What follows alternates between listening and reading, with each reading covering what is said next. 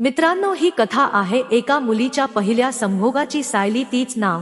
ही घटना घडली तेव्हा 16 वर्षांची सायली 10वी मध्ये शिकत होती. ती जरी 10वीत शिकत असली तरी वयाच्या मानाने थोडी जास्तच भरली होती. दिसायला गोरीपान, सरळ लांब नाक, गुलाबी ओठ, सरळ लांबसडक काळेभोर केस आणि 5.5 फूट उंच आणि कमनीय बांधा. वयात आल्यापासून तिचे नितंब आणि उरोजांनी चांगलाच आकार घेतला होता. मागच्याच वर्षीपासून तिने ब्रा वापरायला सुरुवात केली होती, कारण एकदा तिच्या मास बहिणीने तिला सांगितले होते की तुझे स्तन बरेच मोठे झाले आहेत आणि ब्रा नाही वापरलीस तर खाली ओघळतील. सायली अभ्यासात हुशार, संपूर्ण शाळेत तिच्या एवढी सुंदर मुलगी कदाचित नसावी, म्हणून की काय 10वीचा निम्मा वर्ग तिचा आशिक होता. निव्वळ वर्गातीलच नव्हे तर गावातील आणि तिच्या शेजारी राहणाऱ्या मुलांची पण नियत आता बिघडली होती. सायलीचे वडील नोकरीनिमित्त मुंबईला होते आणि आई शेजारच्याच एका गावामध्ये प्राथमिक शिक्षक म्हणून कार्यरत होती. तिला एक छोटा भाऊ होता, सचिन. तो पण तिच्या आई सोबतच आपल्या गावातील शाळा सोडून आईच्या शाळेमध्ये जायचा. 10वी मध्ये सुद्धा सायली अगदी जोमाने अभ्यास करत होती. काहीही झालं तरी 90 पेक्षा जास्त गुण मिळवायचे असा निश्चय तिने केला होता, कारण तिला 10वी नंतर 11वी साठी शहरामध्ये मधील एका नामांकित महाविद्यालयात प्रवेश घ्यायचा होता. गेल्या काही महिन्यांपासून मासिक पाळी येऊन गेली की 5 ते 6 दिवसांनी तिला अस्वस्थ वाटायचे. अचानकच रात्री अवेळी जाग यायची. बऱ्याच वेळा तिला तिची निकर ओली झालेली आढळत असे. नकळत तिच्या मनामध्ये मुलांविषयी आकर्षण निर्माण झालं होत. असंका होतन्य इतकं करण्या इतपत्ती काही दुधखुळी नव्हती. असं झालं की ती स्वतःशीच हसायची आणि लाजून झोपी जायची. परीक्षेला आता फक्त 2 महिनेच उरले होते आणि तिचे बाबा 15 दिवसांची सुट्टी घेऊन गावी आले होते. बाबा गावी आले की सायली तिचा लहान भाऊ घराच्या खालच्या बेडरूम मध्ये झोपायचे, तर आई आणि बाबा वरच्या मजल्यावरच्या बेडरूम मध्ये झोपायचे. सचिन कधी कधी तिथे झोपणार म्हणून आग्रह करायचा, पण सायली त्याच्याशी गप्पा मारत त्याला झोपवायची. यावेळी मात्र सायलीला आई बाबा नेमकं काय करतात याच कुतूहल लागलं होत. तिने चोरून त्यांचा संभोग पाहायचा ठरवलं. वरच्या मजल्यावरच्या बेडरूमचा दरवाजा पूर्ण घट्ट बसत असला तरी त्याला छोटीशी फट होती, त्यातून सायलीला हवं ते ती पाहू शकणार होती. त्या दिवशी कसा काय जाणे, पण सचिन लवकर झोपी गेला होता. सायलीला वरच्या मजल्यावरच्या बेडरूम मधून आईबाबांच्या आवाजाची कुजबुज कानी पडत होती. बाबा आईला पूर्ण कपडे काढण्यास सांगत होते. सायलीने कान टवकारले. हळूच पावलांचा आवाज होऊ देता ती वरच्या मजल्यावर आली. दाराच्या फटीतून हळूच डोकावून पाहू लागली. आतल्या खोलीत 0 बल्ब सुरू होता. मंद प्रकाशात बाबा पाठमोरे दिसत होते. ते आईवर चुंबनांचा वर्षाव करत होते. बाबांच्या अंगावर फक्त निकर होती.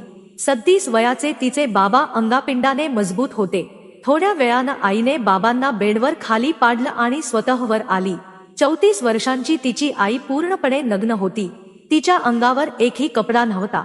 आता ती बाबांवर चुंबनांचा मारा करत होती. सायलीची आई सुद्धा दिसायला अगदी सुरेख आणि अंगाने पण चांगली भरली होती. पतीच्या विरहात ती तरणीबाण स्त्री अक्षरशः जळत होती, पण तिने आजपर्यंत कधी मर्यादा ओलांडली नव्हती, त्यामुळेच कदाचित ती जास्तच आक्रमक दिसत होती. आता बाबांनी तिचे गच्च भरलेले मोठे स्तन दाबायला सुरुवात केली तशी ती थोडी विहळली. तिच्या स्तनांचा आकार कदाचित 36 असावा. सायली आपले स्तन हात लावून पाहत होती. आईचे स्तन कदाचित तिच्यापेक्षा थोडेसेच मोठे होते.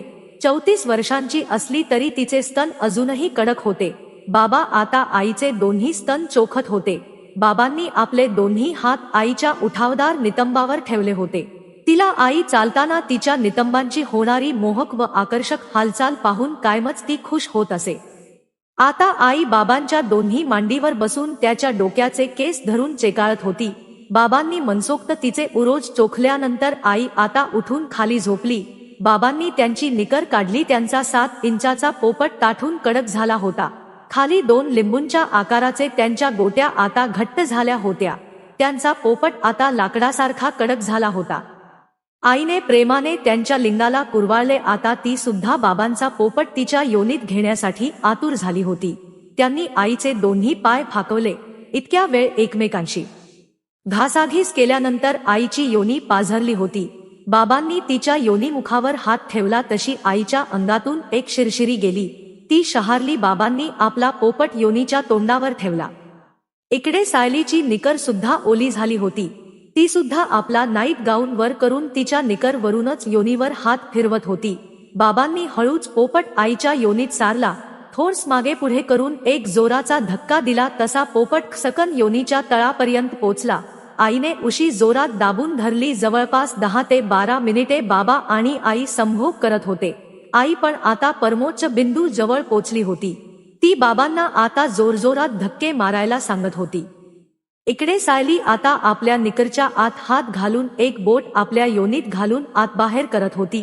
मध्येच आपली योनी चोळत होती। थोड्याच वेळात बाबांनी वीर्याची पिचकारी जोरात आईच्या योनीत सोडली। आई पण आता झडली होती। दोघेही खूप दमले होते। बाबा तसेच थोडा वेळ आईच्या अंगावर पडले होते। इकडे सायलीच्या योनीने सुद्धा पाणी सोडले होते। तिची निकर पूर्णपणे ओली झाली होती। बाबांनी हळूच आपला पोपट आईच्या योनीतून बाहेर काढला। तो आता खूपच छोटा झाला होता। बाबांनी आईच्या कपाळावर छोटासा किस केला आणि दोघेही नग्न अवस्थेत एकमेकाला मिठी मारून झोपी गेले।